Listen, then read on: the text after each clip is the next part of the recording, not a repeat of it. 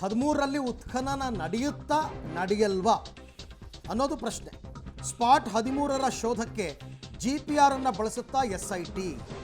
ಆ GPR ಇನ್ಸ್ಟ್ರೂಮೆಂಟನ್ನು ಏನೋ ಈಗ ಬಾಡಿಗೆಗೆ ತರಬೇಕು ಅಂತಕ್ಕಂಥ ಚರ್ಚೆ ನಡೀತಾ ಇದೆಯಂತೆ. ಹಾಗಾಗಿ ಇನ್ನೂ ನಿಗೂಢವಾಗಿದೆ SIT ನಡೆ, ಏನು ಮಾಡ್ತಾರೆ ಅಂತ ಗೊತ್ತಿಲ್ಲ. ಕಗ್ಗಂಟಾಗೆ ಉಳಿದಿದೆ ಈ ಅನಾಮಿಕ ಗುರುತಿಸಿದಂತಹ ಪಾಯಿಂಟ್ ನಂಬರ್ 13. ಅಲ್ಲಿ ಯಾಕೆ ಆಗದಿಲ್ಲ ಅನ್ನೋದಕ್ಕೆ ಕೆಲವು ಪ್ರಾಬ್ಲಮ್ಸ್ಗಳಲ್ಲೆಲ್ಲ ಇದೆ. ಕಿರು ಜಲಾಶಯದ ಪಕ್ಕದಲ್ಲಿರೋ ಜಾಗ, ಮತ್ತು ಅಲ್ಲಿ ಎಲೆಕ್ಟ್ರಿಕ್ ಪೋಲ್ಸ್ ಇದೆ, ಟ್ರಾನ್ಸ್ಫಾರ್ಮರ್ ಇದೆ, ಅಲ್ಲಿ ಅಗೆಯೋದು ಸ್ವಲ್ಪ ಕಷ್ಟ. ವಿದ್ಯುತ್ ಕಟ್ ಮಾಡಬೇಕಾಗತ್ತೆ. ವಿದ್ಯುತ್ ಕಟ್ ಮಾಡಿದ್ರೆ ಮುಂದಿನ 3-4 ಗ್ರಾಮಗಳಿಗೆ ವಿದ್ಯುತ್ ಸಂಪರ್ಕ ಇರಲ್ಲ. ಈ ಎಲ್ಲ ಪ್ರಾಬ್ಲಮ್ ಇರೋದ್ರಿಂದ, ಮತ್ತು ಜಾಗ ಸ್ವಲ್ಪ ವಿಸ್ತಾರವಾಗಿದೆ, ಒಂದು 40/60 ಅಷ್ಟು ಜಾಗ ಅಗಿಬೇಕು. ಹಾಗಾಗಿ ಅದಕ್ಕೆ ಬೇರೆ ಬೇರೆಯವರ ಪರ್ಮಿಷನ್ ಕೂಡ ತೊಗೋಬೇಕಾಗುತ್ತೆ ಅಗಿಯೋದಕ್ಕೆ. ಅದೊಂದನ್ನು ಪೆಂಡಿಂಗ್ ಇಟ್ಕೊಂಡಿದ್ದಾರೆ. ಅದ್ರ ಬಗ್ಗೆ ಏನಾದರೂ ತೀರ್ಮಾನ ತಗೋತಾರಾ 13ನೇ ಪಾಯಿಂಟ್ ಅನ್ನೋದು ಕೂಡ ಪ್ರಶ್ನೆ.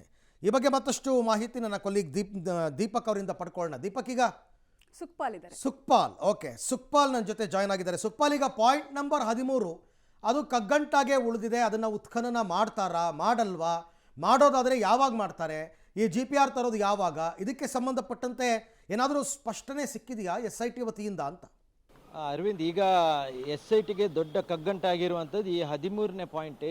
ಕಳೆದ ಹಲವಾರು ದಿನಗಳಿಂದಲೂ ಇದನ್ನು ಉತ್ಖನನ ಮಾಡಬೇಕು ಅನ್ನುವಂಥ ಪ್ರಯತ್ನ ಮಾಡ್ತಾಯಿದ್ರು. ಆದರೆ ಯಾವುದೇ ರೀತಿಯಾಗಿ ಪ್ರಯೋಜನ ಆಗಿಲ್ಲ. ಈಗ ಸದ್ಯಕ್ಕೆ ಅದಕ್ಕೆ GPR ಬಳಕೆ ಮಾಡಿ ಅದರ ಮೂಲಕ ಅದನ್ನು ಫೈಂಡ್ ಔಟ್ ಮಾಡಬೇಕು. ಆ ಆಳದಲ್ಲಿರುವಂಥ ಏನಾದರೂ ಅಸ್ಥಿಪಂಜರ ಇದ್ದರೆ ಅದನ್ನು ಫೈಂಡ್ ಔಟ್ ಮಾಡಬೇಕು ಅನ್ನುವಂಥ ತಯಾರಿಯನ್ನು SIT ಅಧಿಕಾರಿಗಳು ಮಾಡ್ತಾ ಇರುವಂಥದ್ದು. ಆದರೆ ಕಳೆದ ಕೆಲ ದಿನಗಳಿಂದಲೂ GPR ಅನ್ನು ತರಿಸ್ಕೊಳ್ಳಿಕ್ಕೇ ಸಾಧ್ಯ ಆಗ್ತಾ ಇರಲಿಲ್ಲ.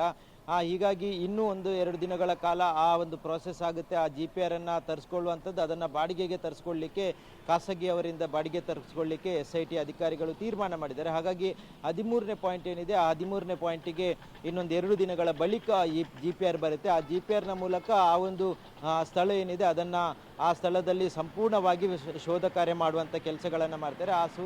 ಆ ಸಂದರ್ಭದಲ್ಲಿ ಏನಾದರೂ ಅಲ್ಲಿ ಕುರುಹುಗಳು ಸಿಕ್ಕಿದ್ರೆ ಆ ಬಳಿಕ ಆ ಸ್ಥಳದ ಏನಾದರೂ ಅಸ್ಥಿಪಂಜರಗಳಿದ್ದರೆ ಆ ಸ್ಥಳದ ಒಂದು ಮಣ್ಣನ್ನು ತೆಗೆದು ಅದನ್ನು ಟೆಸ್ಟಿಗೆ ಕಳಿಸುವಂಥದ್ದು, ಆ ಬಳಿಕ ಅದನ್ನು ಉತ್ಖನನ ಮಾಡುವುದು ಅನ್ನುವಂಥ ನಿರ್ಧಾರಕ್ಕೆ ಬಂದಿದ್ದಾರೆ. ಯಾಕಂತ ಹೇಳಿದರೆ ಆತ ಹೇಳಿರುವಂಥದ್ದು 20 ವರ್ಷಗಳಿಂದ ನಾನು ಶವಗಳನ್ನು ಹೂತಾಕಿದ್ದೇನೆ ಅನ್ನುವಂಥದ್ದು. ಏನಾದರೂ GPRನಲ್ಲಿ ಶೋಧ ಸಂದರ್ಭದಲ್ಲಿ ಸಿಕ್ಕಿದರೆ ಅದು 20 ವರ್ಷದ ಒಳಗಿದ್ದ ಅಲ್ವಾ ಅನ್ನುವಂಥದ್ದನ್ನು ಮೊದಲಿಗೆ ಕನ್ಫರ್ಮ್ ಮಾಡಲಿಕ್ಕೆ ಆ ಸ್ಥಳದ ಒಂದು ಸಾಯಿಲನ್ನು ತೆಗೆದು ಟೆಸ್ಟಿಗೆ ಕಳಿಸ್ತಾರೆ. ಆ ಬಳಿಕ ಅದು 20 ವರ್ಷದ ಒಳಗೇನೆ ಆಗಿರುವಂಥದ್ದು ಅನ್ನುವಂಥದ್ದು ಗೊತ್ತಾದರೆ ಆ ಬಳಿಕ ಅಲ್ಲಿ ಮತ್ತೆ ಉತ್ಖನನ ಮಾಡಲಿಕ್ಕೆ ಏನಾದರೂ ಒಂದು ಪ್ಲ್ಯಾನ್ ಮಾಡಬೇಕು ಅನ್ನುವಂಥ ನಿರ್ಧಾರವನ್ನು SIT ಅಧಿಕಾರಿಗಳು ಮಾಡಿರುವಂಥದ್ದು. ಈಗ ಸದ್ಯದ ಮಟ್ಟಿಗೆ ಆತ ನಿರಂತರವಾಗಿ ಒಂದೊಂದು ಕಡೆಗಳನ್ನು ತೋರಿಸ್ತಾ ಇದ್ದಾನೆ. ಹಾಗಾಗಿ ಆ ಸ್ಥಳಗಳನ್ನು ಫೈಂಡ್ ಔಟ್ ಮಾಡುವಂಥದ್ದು, ಜಾಗ ಗುರುತಿಸುವಂಥ ಕೆಲಸ ಮಾಡುವಂಥದ್ದು, ಅದರ ಜೊತೆಗೆ ಮುಂದುವರಿದು ಅದನ್ನು ಉತ್ಖನನ ಮಾಡುವಂಥ ಕೆಲಸಕ್ಕೆ ಈಗ ಸದ್ಯದ ಮಟ್ಟಿಗೆ ಅಧಿಕಾರಿಗಳು ತಯಾರಿಗಳನ್ನು ನಡೆಸ್ತಾ ಇರುವಂಥದ್ದು. ಇವತ್ತು ಆತ ಇನ್ನೊಂದು ಕಡೆಯಲ್ಲಿ ತೋರಿಸುವಂಥ ಸಾಧ್ಯತೆ ಇದೆ. ಈವರೆಗೂ ಆತ